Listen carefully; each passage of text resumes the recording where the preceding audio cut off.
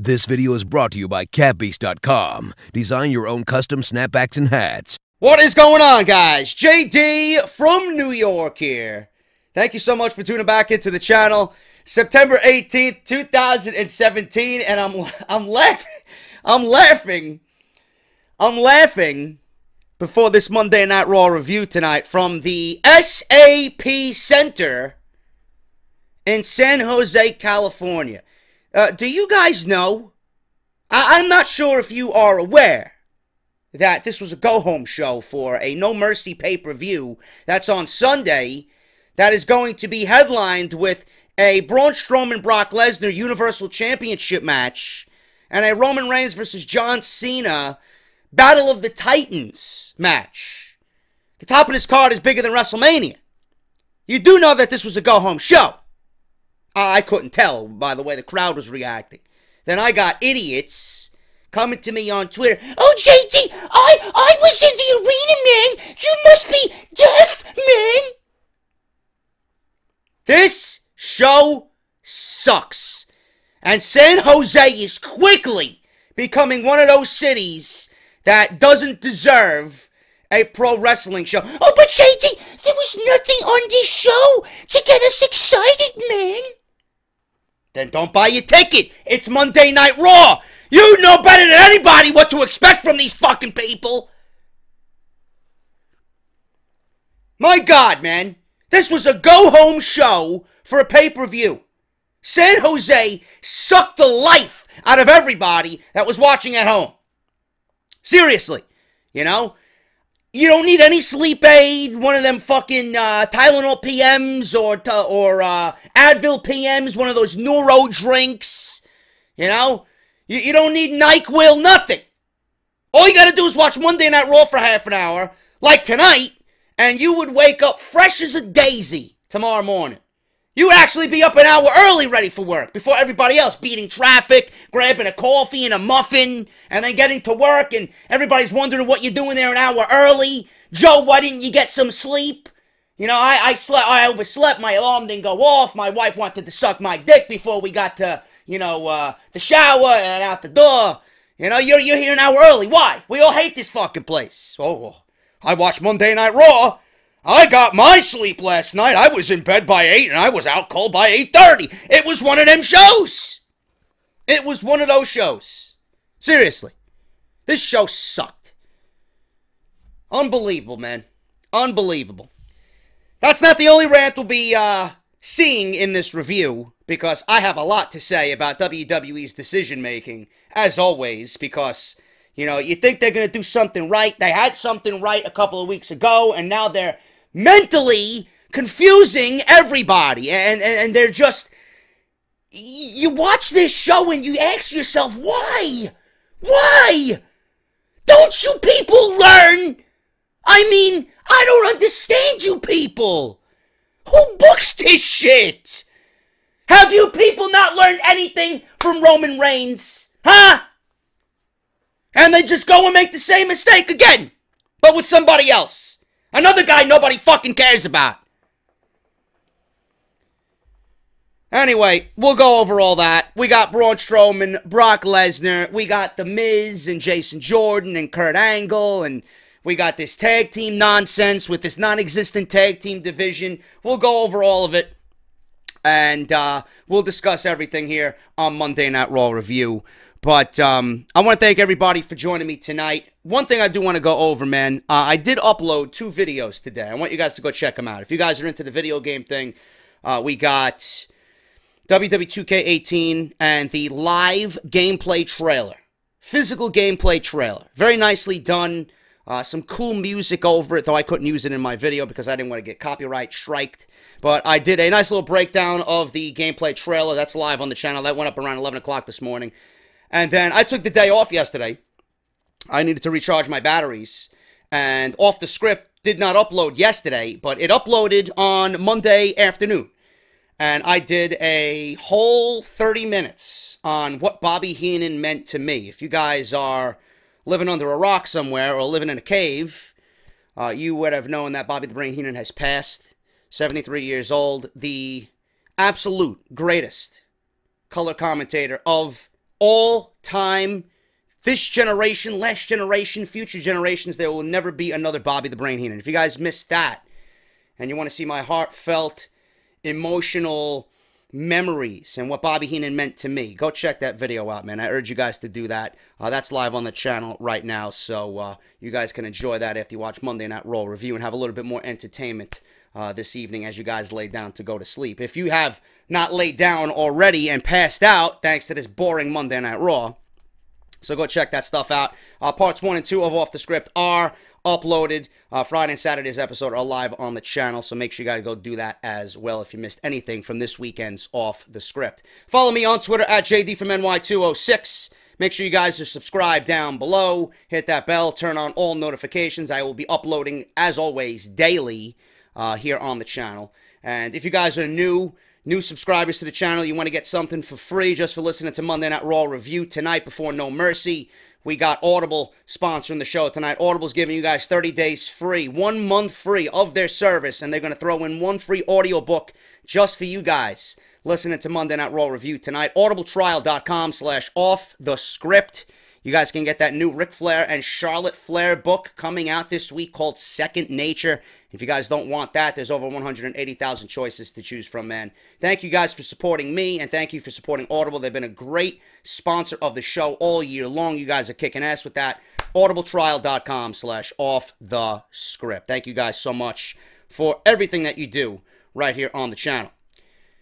Monday Night Raw, man. I was slightly disappointed, but I became a little bit more okay with WWE's decision with the Bobby the Brain Heenan situation. I mentioned on Off the Script that I would have loved WWE to do a 10-bell salute. I don't recall when the last time we seen a 10-bell salute was. I believe it was for Eddie Guerrero, if I'm not mistaken. If I am wrong, someone please correct me.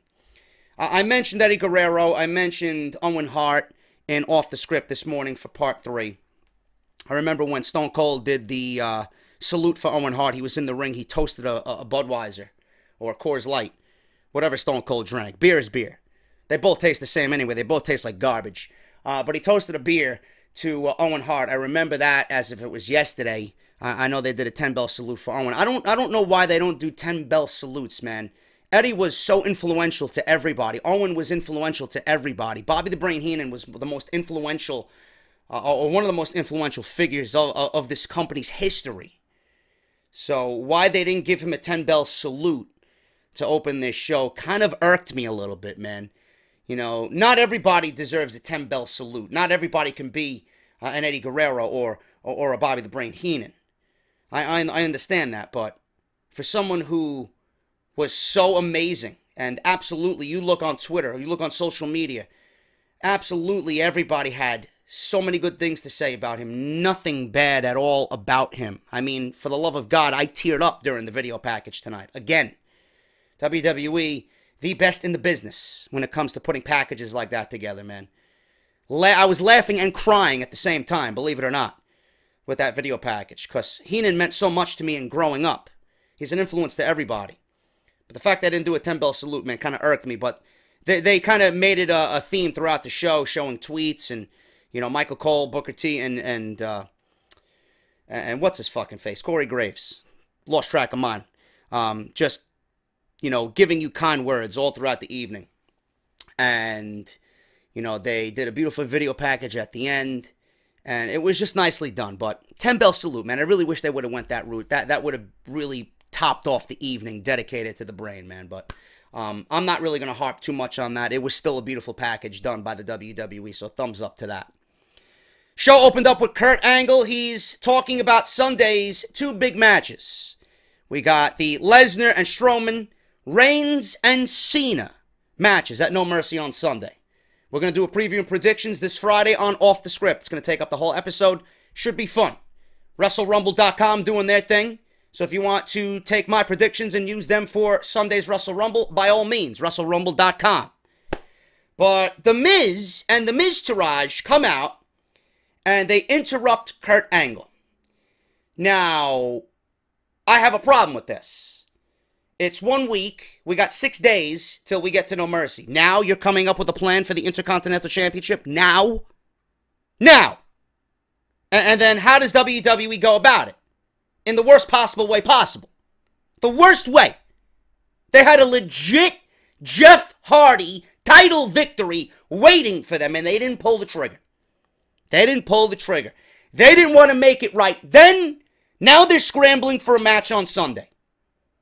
And as I play this segment for you, and we hear the interaction between The Miz and Kurt Angle, because you guys love these live reaction skits on the reviews, we're going to listen to what The Miz and Kurt Angle were talking about here on this segment.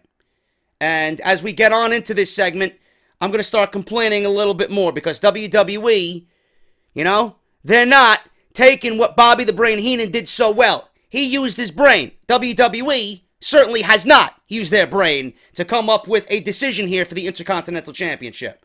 So let's get into this, man. Kurt Angle and The Miz on the opening segment of Monday Night Raw. Miz, I'm so glad you could come out here. First of all, I want to congratulate you on becoming a father. Although I didn't appreciate that snide comment you made about me. I don't know if you guys feel the same way. I love Kurt Angle. He's one of my favorite of all time. One of the best in-ring performers that this world has ever seen. But I can't help but sit here and just feel that Kurt Angle is... I don't want to say robotic. You want robotic, you go back and watch Dasha Fuentes on SmackDown Live last Tuesday. I'm actually looking forward to SmackDown Live to see how much more robotic Dasha Fuentes can be. But Kurt Angle sounds very scripted here, bro. Very scripted. And I don't like it. He doesn't sound natural. It doesn't sound naturally flowing. I don't know what it is. I don't remember him ever sounding like that. But I don't like it, man. I think the tone needs to change for Kurt Angle. It needs to sound a little bit more organic. A little bit more natural. So we'll see. That's just a little gripe for me. I know I'm probably nitpicking, but I wonder if you guys are thinking the same thing. Your well wishes, Kurt. You know, I don't appreciate being overlooked again. Being forgotten again. Week after week, I carry this show. But it seems to me that I'm always looked at as an afterthought. You're out here hyping up No Mercy, but you're doing it without your biggest star. I understand why The Miz says that. I got no problem with him hyping himself up as that type of guy. But I'm looking at it as, yeah, I'm enjoying the Miz's shtick. But really, the Intercontinental Championship is the second biggest title on this brand, and it has just been decimated in recent weeks. Pretty much since it's come over from SmackDown. They've done nothing with it. So they really need to start thinking, especially if Braun Strowman's going to be, you know, losing to Brock Lesnar on Sunday, which is the rumor going around right now. I don't see Braun Strowman beating Brock Lesnar. I mean, Strowman's beasted Lesnar for the past couple of weeks. So why am I going to believe here, sitting, now talking to you, that Strowman is going to beat him? I don't understand that. I'm putting my money on Lesnar. Strowman's going to look good, but he's not walking out with the title. So if Lesnar doesn't have the title on Monday Night Raw and he's off TV for 4 months, where's The Miz going to be at? Are they going to start pushing The Miz? Are they going to look to The Miz to be main eventing Monday Night Raw and the Intercontinental Championship as the main title on Monday Night Raw? No, they're going to need to put that title on somebody who is worthy of a main event. The Miz is not that guy. He's not. No matter how great he has been. No matter how far he's come up through the ranks. No matter how great he's looked and sounded this year. I don't see Miz as a main event guy. I don't. So things need to be done here. The Miz is a main event mouth. Is he a main event talent? No. Different. Completely different. I'm not taking away anything from The Miz. He's not a main event wrestler. He's a main event promo, but he's not a main event guy. He's not a guy I want to see closing Monday Night Raw. This is the second pay-per-view in a row that the Intercontinental Championship won't be defended. Are you kidding me? Sounds like me. Well, if you'd let me finish, I was about to make an announcement that would determine your match at No Mercy. When Jeff Hardy, Matt Hardy, Elias, and Jason Jordan will compete in a fatal four-way match tonight. Winner faces you at No Mercy. Jason Jordan, your son, That is ridiculous. Listen, if you want to get a bad guitar player and the Hardy Boys a shot at the contention, sure, I get it. But Jason Jordan does not deserve to be in that match because there are countless superstars more deserving, like them.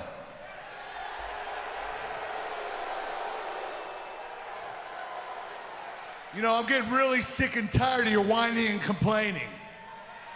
Hopefully, God willing, fatherhood will change you. Don't you dare talk about fatherhood to me. You walked out on your responsibilities and now you're making everyone pay for your mistake.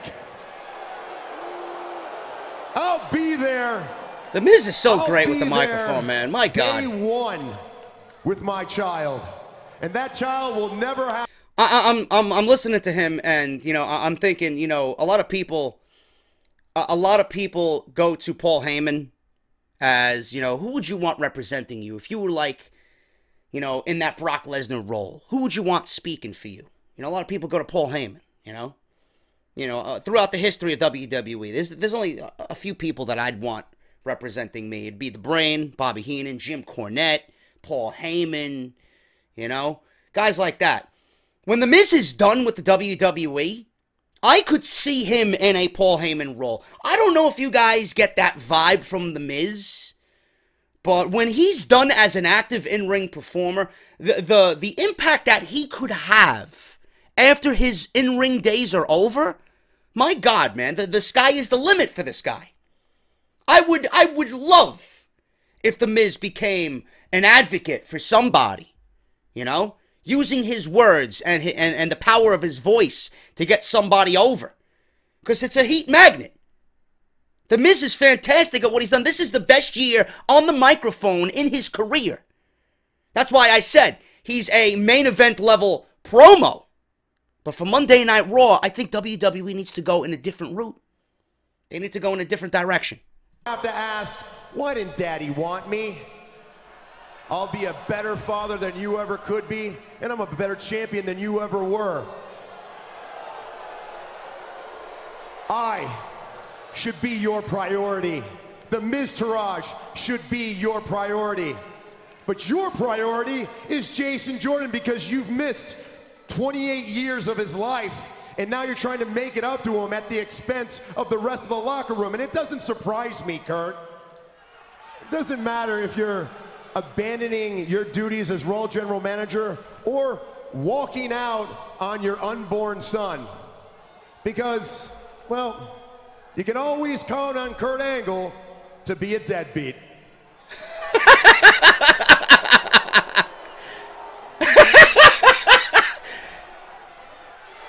You know what?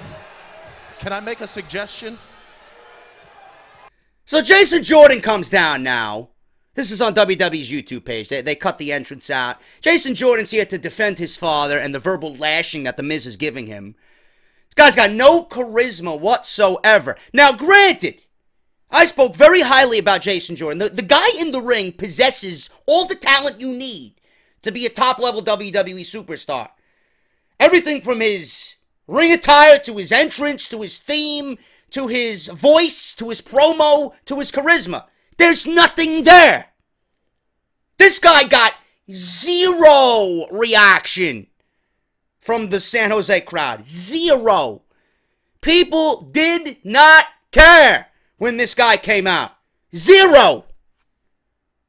So he's in the ring now, going to tell his father what he wants for this match. Sure. Put Bo Dallas and Curtis Axel in this match tonight. That way, you can't make any excuses when I face you for that. Sounds good. The Fatal 4-Way match now will be a six-pack challenge. You do realize that more people gives you less of a chance of winning. You're even more incompetent than your father. Jordan's hurt it up, and he goes right after Miz. And he takes Miz down, and now the Miztourage trying to pry Jordan off the Intercontinental Champion. Jordan's like a wild animal in there right now. Well, he warned Miz. Kid's got a temper, man. So Jordan starts beating up the Miz to Raj. You know, that's pretty much that segment. It wasn't over there for Jason Jordan. Kurt Angle and Jason Jordan had a conversation in the back after this segment, and this is what Kurt Angle said to Jason Jordan. Listen, Jason, calm down, okay? Focus on your opportunity tonight. You know, Miz has been talking about you for weeks. Oh, God. You know what? And he's not the only one. So forced, man. It's cringe. Hallways. I hear the whispers. I see the looks. When they see what I do to Miz for the Intercontinental Championship, those whispers, the looks, they're all gonna stop. What if they don't? What are you gonna do? Beat up everybody that says something about me? What did you think was gonna happen when that came out that I was your father? I don't know. I didn't ask for this. I know you didn't, but here we are. You either step up or go home. Listen, they're gonna talk about me. They're gonna talk about you. I know you're strong enough to fight back, but sometimes it takes more strength not to fight back. Are you getting me? That's my blood coursing through your veins. And I know what you're capable of. If you want to get back at the Miz, you win this match tonight, and you go on to No Mercy, and you defeat Miz for the Intercontinental Championship. Do you understand? Which leads me to this point. The six-pack challenge. We had the six-pack challenge close Monday Night Raw. It was Elias. I want to walk with Elias, by the way. Jeff Hardy, Matt Hardy, Bo Dallas, Curtis Axel, and Jason Jordan. Jason Jordan wins this match. We had a Swanton Bomb on top of Axel for a near fall. I wanted that to be the end. I wanted Jason Jordan to remain on the outside and say, you know what? Jeff Hardy's going to No Mercy, and we're going to get a rematch from a very good TV match that we seen a couple of weeks ago between The Miz and Jeff Hardy, again at No Mercy. And it will lead to what I've been saying to you guys about a babyface holding the Intercontinental Championship and bringing prestige back to that title and putting that title on somebody who is main event worthy on Monday Night Raw. That's what I wanted. I think it would be better for a babyface to hold the Intercontinental Championship. So, The Miz comes in and makes the save after the Swanton Bomb. The Miz on the outside. He didn't want Jeff Hardy to win the match. So he interferes, breaks up the 2 count after the Swanton Bomb. Axel planted Jeff with his finishing move. It's like a reverse neck breaker almost. Face first right into the mat. And then Jason Jordan comes in with a wheelbarrow neck breaker for the pin. 1, 2, 3. Wins in 12 minutes. So Jason Jordan is going to No Mercy to fight for the Intercontinental Championship. WWE, have you learned anything? Have you learned anything? You continue to shove people. Now, I don't want this to sound like I'm hypocritical because I just boasted about the guy last week. I boasted about his in-ring skill. I boasted that he got somewhat of a reaction because people know that he's talented. Yes, he's talented. He brought Cena and Roman Reigns to very good television matches the last 2 weeks. But that doesn't mean that they want to see him fighting for the Intercontinental Championship when you have him in a match with 2 guys that they would much rather see there instead of him. How does Jason Jordan winning this match make any sense? Number one, he's not the guy the fans wanted. Isn't it? The pulse of the people determines what happens in this company. Isn't that what John Cena said in the opening promo to start this Roman Reigns feud? It's us who holds the keys. So if it's us who hold the keys, why is Jason Jordan in the IC title match when this guy got 0 reaction all night? 0. Nobody wanted Jason Jordan there. Nobody's gonna want Jason Jordan there. They see him as a good wrestler. They don't see him as somebody they're gonna put their money on and invest their time in to beat The Miz and be the new Intercontinental Champion. Not when you have Jeff Hardy in the same match. Not when you have Matt Hardy in the same match. Haven't you learned a thing? Stop shoving people down our throats. Listen to the people. We don't want Jordan. He should have never won this match. Never. So what happens now? What happens now? If The Miz wins, the Intercontinental Championship is going to be in the same position on the same person going nowhere. And I'm not taking anything away from The Miz. But the WWE has done no favors to The Miz, and by default, since he holds it, the IC title. What happens if Jason Jordan wins it? The title's going to be on someone nobody cares about. So this is a lose-lose situation for the IC title. Instead of giving it to Jeff Hardy and putting it on someone the people want to see. They want to see Jeff. He will be holding the title. He's a main event guy. You need to start preparing for life after Brock Lesnar. Because if he's not on TV, who are you going to have in the main event of Monday Night Raw? What are we going to get, Braun Strowman versus Roman Reigns all over again? What are we going to get, Roman Reigns versus Samoa Joe again? Huh? Cena's not going to be there. Cena's going to be gone the rest of the year. Give me a break. This was a stupid decision by WWE. Absolutely dumbfounded by this decision. Nobody cares about this match. Nobody. Jason Jordan possesses all the talent in the world. But I know, you know, everybody knows this guy is not ready. It should have been steps. What happened to building storylines with layers? Why does The Miz need to fight Jason Jordan at No Mercy? Jason Jordan should be going through Axel and Dallas.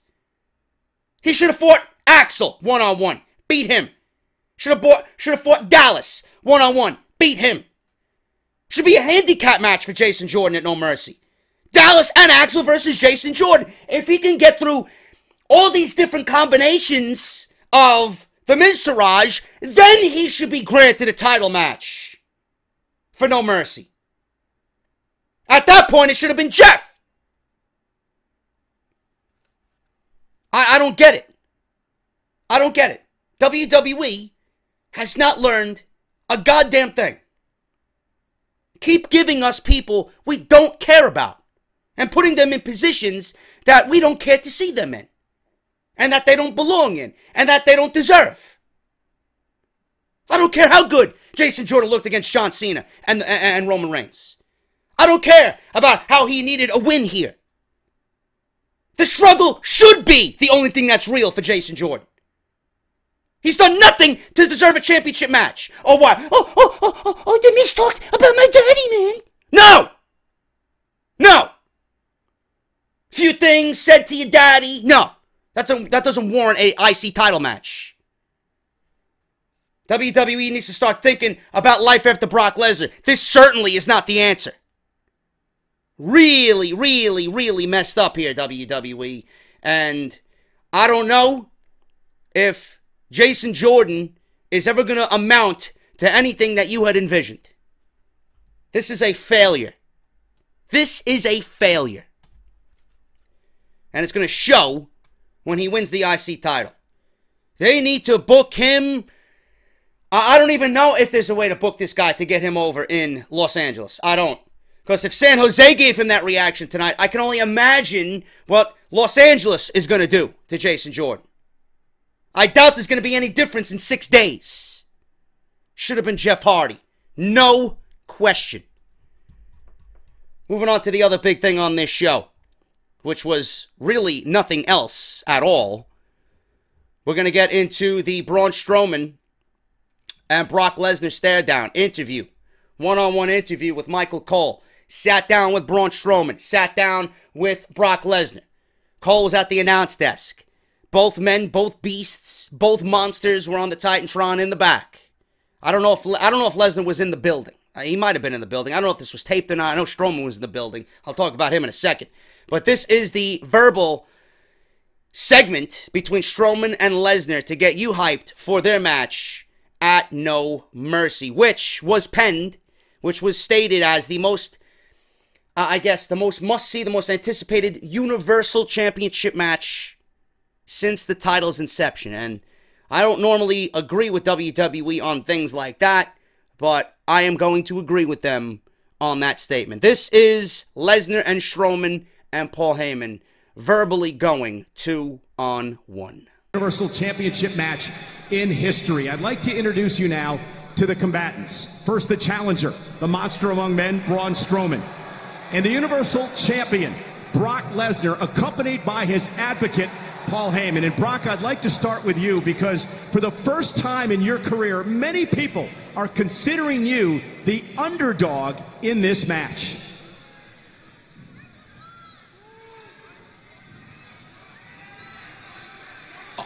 On behalf of my client, this is not unfamiliar territory for Brock Lesnar. As I pointed out last week, the last time Brock Lesnar was an underdog was against The Undertaker at WrestleMania, and what happened there? In the same way that The Undertaker was beaten, victimized, and conquered at WrestleMania, Braun Strowman this Sunday will be beaten, victimized, and conquered by Brock Lesnar at the pay-per-view known as No Mercy. You know, Braun, there's no doubt that throughout this rivalry, you have been physically dominant of Brock Lesnar. How confident are you heading into Sunday? How confident am I? My actions speak for my words. I don't have to tell you how confident I am. Week after week, I've come out here and I've left him laying.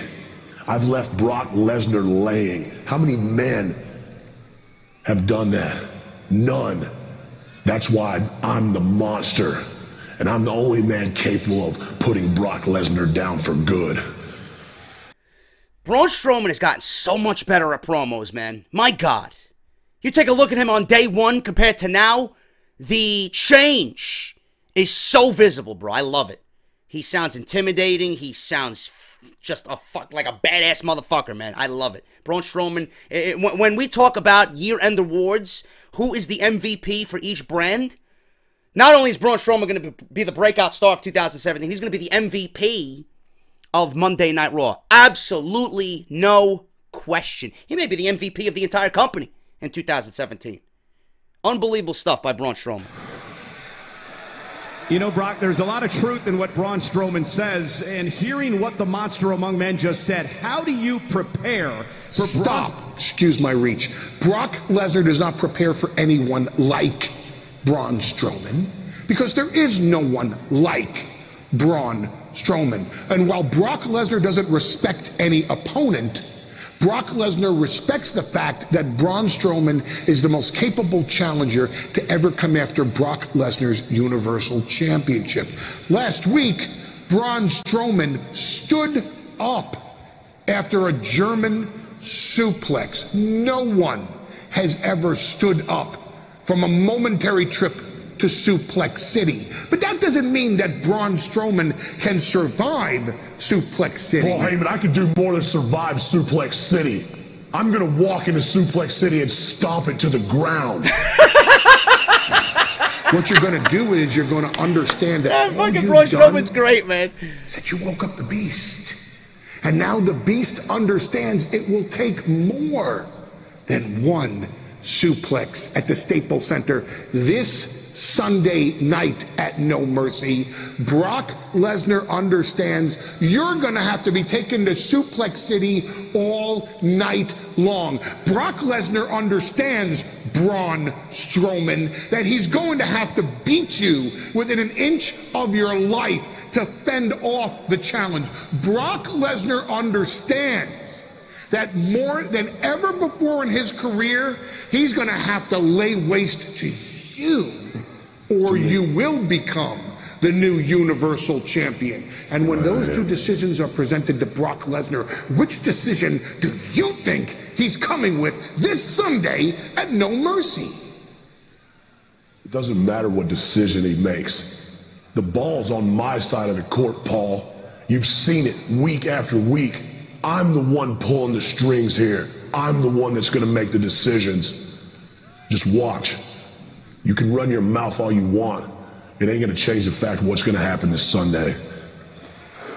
Braun, it's interesting because there are many parallels between you and Brock Lesnar. And as we head toward No Mercy... I don't get this. Excuse me, I don't get this. I don't get the premise here. Why are you asking so many questions of the challenger? Questions? The news story here remains Brock Lesnar. And until Braun Strowman defeats Brock Lesnar, which he won't, respectfully submitted to you, this Sunday, September 24th, at the Staples Center at No Mercy, then the questions still go to the newsmaker, Brock Lesnar. The questions here should be, how will a loss, which won't happen, affect your legacy this Sunday, Brock Lesnar? From being the only man to hold the NCAA Division I Heavyweight Championship, the undisputed WWE Heavyweight Championship, the undisputed Universal Heavyweight Championship, the undisputed UFC Heavyweight Championship, the conqueror of the Undertaker's streak, and now walking into a situation where his opponent for the first time is bigger, for the first time is stronger, and possibly, maybe, though I personally doubt it, for the first time is badder than the baddest beast on the planet. You're wondering what's going to happen with Braun Strowman? Why don't you wonder what happens to the mystique of Brock Lesnar should Braun Strowman win this Sunday? Why don't you ask Brock...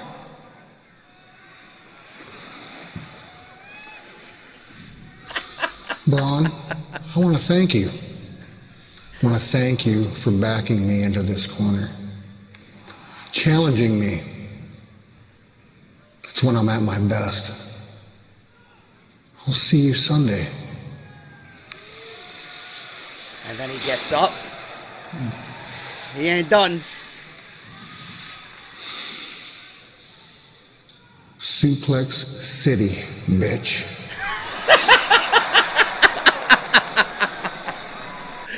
That was great. That was great, man. We were hyped for this match before it even got started, or before we even get to Sunday. We were all ready for this.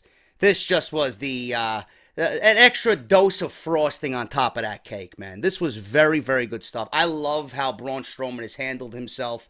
I loved how WWE has built Braun Strowman up. I love how vulnerable Brock Lesnar looks, but ultimately he will overcome all on Sunday. I firmly believe that. This is a very, very anticipated match. I think these two are going to have a knockdown, drag-out affair. I think it's going to be brutal. I think it's going to be better than what we've seen with Joe. It's going to be good, man. It's going to be good, and I'm looking forward to it on Sunday. Now, this was just part one of what we've seen with Braun Strowman. Apparently, everybody was saying, the announce team was saying that this was a message sent to Brock Lesnar. Enzo Amore came out. I don't know what he came out for. I think he was just there to cut a promo on Neville for his Cruiserweight Championship match on Sunday night at No Mercy. Braun Strowman came out. His music hit while Enzo was in mid-promo. Enzo turns around. He drops the microphone. He sees Braun Strowman come out from the curtain, and Braun Strowman runs him over like a Mack truck, like an MTA train speeding ahead. Enzo landed so hard on the ramp, he landed on top of his microphone right into his small of the back. And I don't know if you guys watched it. He landed right on his microphone, which had to be fucking bad. It had to hurt him. Then he drags Enzo to the ring. He throws him in the ring, picks him up by his neck, and one hand choke slams him, and then delivers a picture-perfect power slam that would make Davey Boy Smith proud. Braun Strowman wasn't sending no message to Brock Lesnar. If he wanted to send a message to Brock Lesnar, he would have went after somebody much larger. He would have did something a little bit more dastardly. He would have burned the vehicle or something.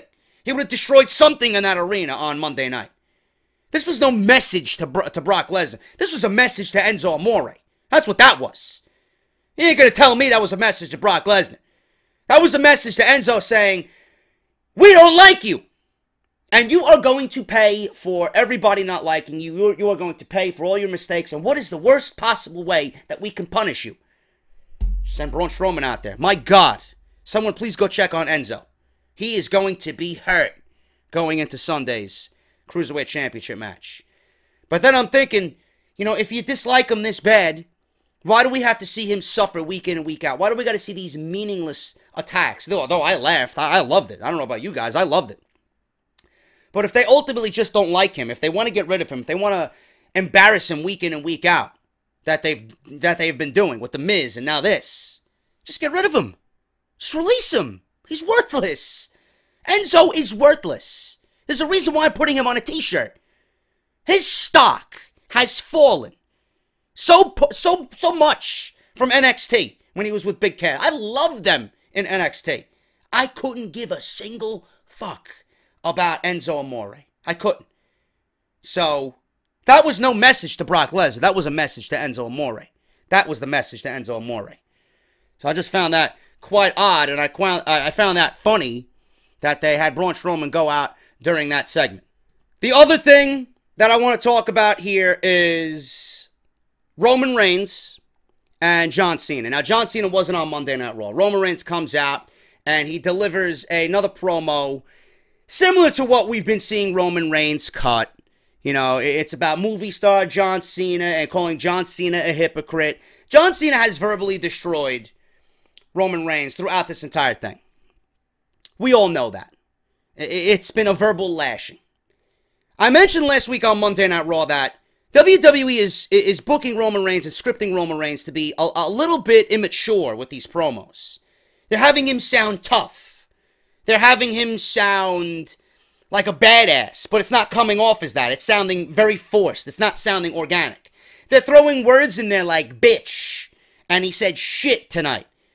They're having that rough street-esque type attitude with Roman Reigns come out, like he's acting all hard, like he's on the streets. What is this shit? What is this shit? You mean to tell me Roman Reigns, the only way he could get over in a promo, the only way that he could deliver a promo to John Cena after being verbally assaulted during this entire 4-week span of No Mercy's build is to throw curse words around? And to have, bleeps here and there in his promos? Come on, man. That's what we've resulted to here. You do know when that type of scripted verbiage comes across through a WWE superstar that it's not legit, especially in someone in Roman Reigns' case. You know, Roman Reigns is not that tough of a guy to be using that verbiage. Now, if that was Brock Lesnar throwing shit and bitch around, that's a different story. If it was Braun Strowman throwing those words around, that's a different story. There's a reason why it works with those guys and it doesn't work with Roman Reigns, because those guys are legit. Those guys are tough. Roman Reigns is not legit. Roman Reigns is not tough. Okay? So, I don't understand why they got to do that with Roman Reigns. It's not working. This is what Roman Reigns said to John Cena. I've said it before and I'll say it again. Oh, San Jose's coming alive. San Jose's coming alive. Might be the best talker ever. He's up there. I don't know about the best ever, but he's up there. He can spin it, but the thing is, sometimes he says stupid. See? What is that about? Like trying to say. What is that about? Why are you saying that? That doesn't make you sound cool. That makes you sound desperate. That makes Roman sound desperate, and it makes him sound low class when competing in a promo with John Cena. Awful. It's absolutely awful. That I'm the next John Cena. You see, I'm not. You are the next John Cena. I don't have to talk. I let my actions talk for me. That is why when I say something, it means something. Like when I said John Cena is a fake ass little. Are you kidding me? It's because he is. It's the same shit. But not only that, John Cena is the biggest hypocrite to ever step foot in a WWE ring. And if you don't believe me there, John will tell you himself. So then they throw it back to when he was talking about The Rock before their match at WrestleMania 28. I was out here to talk about WrestleMania. I was out here to talk about The Rock. You know, the guy who's not here this week. You see, Dwayne is no longer the people's champion. Dwayne is a champion with people. I have a legitimate beef with Dwayne Johnson. And it's been the same problem I've had with him for 7 years. Next week, he should show up, raise an eyebrow, hold the millions in the palm of his hand like only he can, and then kick it back to Hollywood. Because I got news for you, That is exactly what's gonna happen. Dwayne, I want you to listen. This is not a movie promotion for me. I always showed up and I never left. And when it comes down to Dwayne, the first time he got a taste of the bright lights of Hollywood, he was out of here faster than I could say, Rocky, don't go. And then a year ago, he came back. Oh, I remember it like it was yesterday. Finally, The Rock has come home, and he's never leaving again. And then he left again. Would you leave if you're making $25 to $30 million a movie? Would you stay in the WWE or would you leave? Give me a break. You know? Nobody knew that The Rock was going to go on to be the biggest movie star in the world. The most highly sought after movie star in the world. John Cena's not going to get to that point. But John Cena is not like The Rock. He's not going to disappear completely. Not yet anyway. He's not gonna achieve that status of The Rock in Hollywood. Cena's gonna be in the WWE here and there. When he fully retires, then he will transition. You know? The Rock really hasn't come out and said, I'm done wrestling. There's always an opening for The Rock to come back and wrestle. So, I understand the parallels between Cena and The Rock, but I wouldn't lump Cena in that category just yet. So to me, this all was pointless. To me, this was all pointless. It made no sense to me. I've been here, I'll always be here. You're gonna have to kill me to beat me. The headline reads, John Cena defeats Dwayne Johnson in the biggest match in history in his hometown, Miami, Florida, at WrestleMania 28. I'll see you next week, movie star.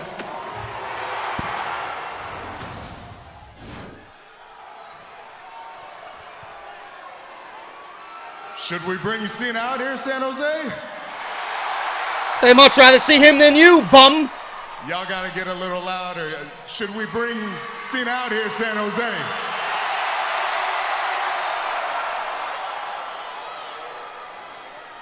I'm afraid that's not gonna be loud enough because John's not here.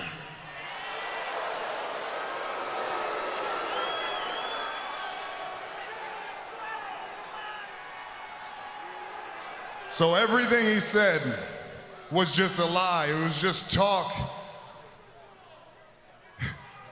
And that's why the result at No Mercy is going to be the same as it was at that WrestleMania. Only this time, he's going to be beat by a different Samoan. God, this guy's promos suck. This guy's promo So San Jose, I'll sucks. see y'all next time for sure. And John, I'll see you Sunday. Movie star. Oh my God, man. God, cringe. Absolutely cringe. That was just a last-ditch effort. There was nothing new there. There was nothing new there. Nothing. It's just WWE piling on more cringe for Roman Reigns, scripting more cringe for Roman Reigns. There's no reason to drop those words in his promos. It makes him sound desperate. It doesn't make him sound tough. Because he's not tough. He's not legit. So what you're trying to do, what you're trying to paint, the picture that you're trying to paint, I'm not buying. I want Cena to win. I know he's not. I know Cena stands no chance in this match. But what you're doing with Roman Reigns, you're setting him up for failure. I don't buy anything that comes out of his mouth. Haven't since this first week started, and I don't going into Sunday. The one thing that this entire 4-week span, the one thing that this entire build did was prove to me that Roman Reigns is not the guy. Simple as that. Moving on with the rest of the show, man, that was pretty much the main aspects of this show. We went over the Jason Jordan thing. Neville beat Gran Metalik. At one point during this match, Neville tried to rip the mask off of Gran Metalik. I don't know why that was even part of the match. But Neville did a Rings of Saturn, making Gran Metalik tap. There you go. 1, 2, 3. Gran Metalik, Cruiserweight Classic, right? Wasn't he in the finals of the Cruiserweight Classic with TJP? What happened? This is Gran Metalik, yeah. This is your WWE run, bro. Have a good one. Garbage. Absolutely garbage. Bray Wyatt versus Dustin Rhodes. We got Goldust, a.k.a. Dustin Rhodes, coming to Kurt Angle before this match even was announced, saying that he wants Bray Wyatt one-on-one. And I understand why. This is only, or Dustin Rhodes is being used as a catalyst here to further the story, the minuscule story that is Finn Balor and Bray Wyatt. You know? Man versus man. There's no face paint here. So Dustin wanted to fight Bray Wyatt as himself, as a man versus a man, instead of hiding behind the face paint, instead of hiding behind the Goldust character. Just like Finn Balor's going to have to do at No Mercy. He's not going to be able to hide behind the demon. He's not going to have the dreads, he's not going to have the face paint. He's going to be out there with just a leather jacket and that nice little crotch shot that Kevin Dunn's addicted to, you know? It's going to be man versus man, and that's what they tried to portray here. But Bray Wyatt, in the end, got Sister Abigail on Dustin Rhodes. 1, 2, 3. We do talk about Stardust, which was a creation of Dusty Rhodes, Dustin Rhodes' father. We talk about Starrcade coming back as a WWE live event on Off the Script. Same episode where we talk about Bobby the Brain Heenan. Go check that out. Link will be in the annotation within the video. Curt Hawkins versus Apollo Cruz. Absolutely sleep-inducing, mind-numbing, nobody wants to see garbage. Curt Hawkins is on a 114-match losing streak. Now it's 115. Who cares? Who cares? People on Twitter saying, oh, why is Curt Hawkins on my television? When is Curt Hawkins going to win a match? People complaining, well, it's the storyline behind the losing streak. When he gets a win, it's going to be a big deal. No, it's not. What's the big deal about it? Is he going to get a lollipop from Titus Catering? Is he going to get a nice piece of cheesecake from Titus Catering? Is he going to get free catering for a year? What's going to happen when he wins a match? Nothing. He's going to win a match, and he's going to go right back to losing 150 more matches in a row. Who cares? Apollo Cruz, what the hell happened to this guy? I look at Apollo Cruz, and I say failure. Titus O'Neil and this Titus Catering bullshit, Titus Worldwide, Titus hasn't done anything of legitimacy or interest at all. I think the best thing you need to do right now is pair him back with Darren Young. I know he's back. I know he's healthy. He's ready to go. He's cleared. And you need tag teams. This is garbage. Apollo Cruz is going nowhere. Either push the guy who is multi-talented or move him back down to NXT. One or the other. Garbage. Seth Rollins and Dean Ambrose versus Cesaro and Sheamus versus Anderson and Gallows. I'm starting to care less and less about Dean Ambrose and Seth Rollins, man. What they did with that reuniting storyline was brilliant. Ever since then, I haven't gave two shits about this match or this feud or the tag team titles. They need to move Rollins and Ambrose to a different team or move them to another storyline fast. Because this same repetitive garbage that's on this show is getting old fast. I don't care about Sheamus and Cesaro. I don't care about Anderson and Gallows. You know, they're nothing but a bunch of fucking losers.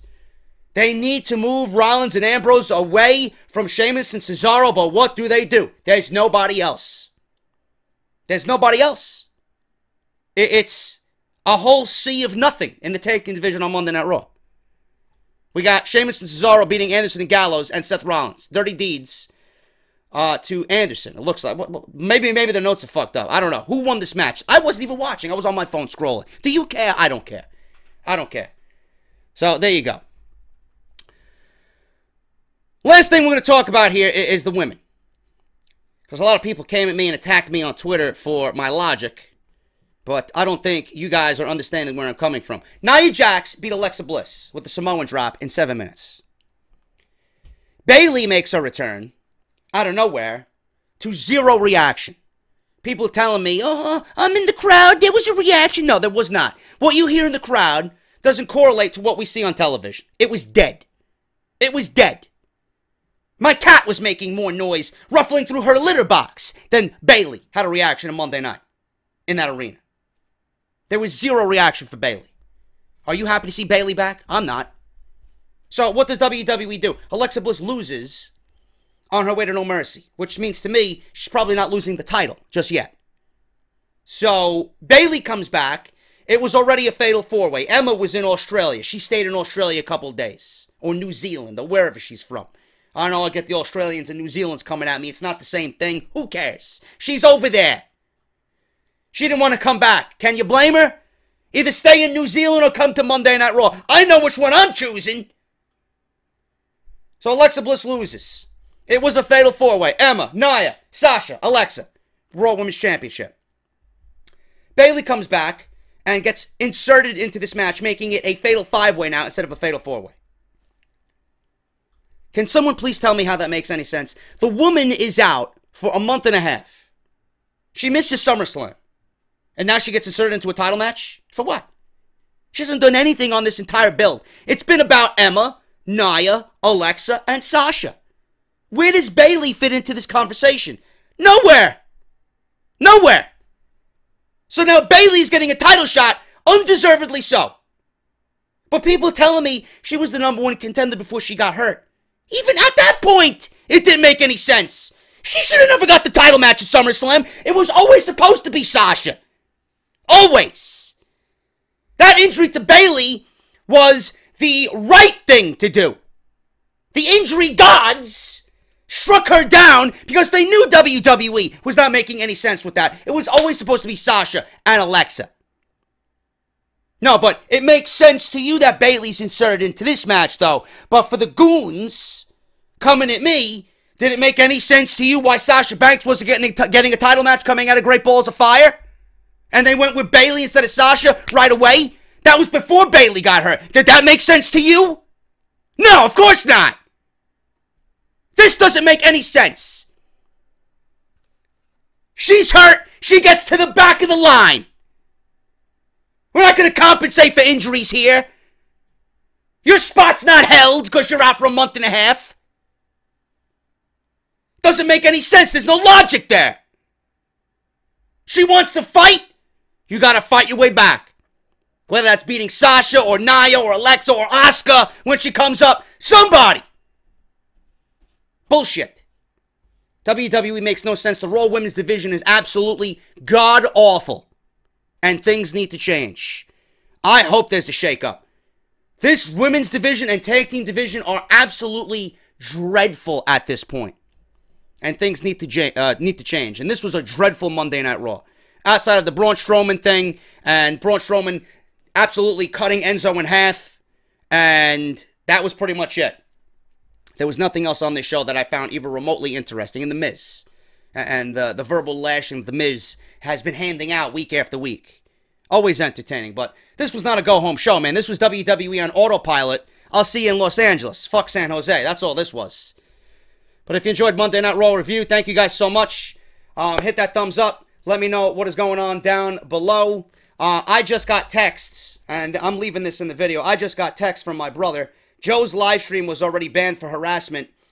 Joe texted me, trolls attacked my channel. I have a strike. They gave me a strike. Congrats on taking my life away. My channel's fucked. Don't blame me. I did absolutely nothing, and you know for a fact I would never do that to you. Don't give me that bullshit, okay? I didn't have anybody strike you down. I didn't have anybody do anything. This is the reason why there's drama between you and I, these people. You know I care about you. I care about you. You care about me. I know that. It's these people that's driving a wedge in between us. I'm not issuing demands for my people to go after you. This is the bullshit that started because of these people. I did nothing of sorts, and I would never do that to you because I know how much your channel means to you. So don't give me that shit. I'm getting that out there because I know people are going to be saying something to me either on Twitter or in the comment section here. Nobody, not me, not anybody that I know personally is attacking you. It's the bullshit between the trolls that's dividing us. That's all it is. I would never do that to you. And you know that. That's Monday Night Raw review. I'll see you guys tomorrow for more content right here on the channel. SmackDown Live tomorrow night. We'll see what happens with Kevin Owens and Shane McMahon. I'm JD. Hit that thumbs up, and I'll see you guys tomorrow night.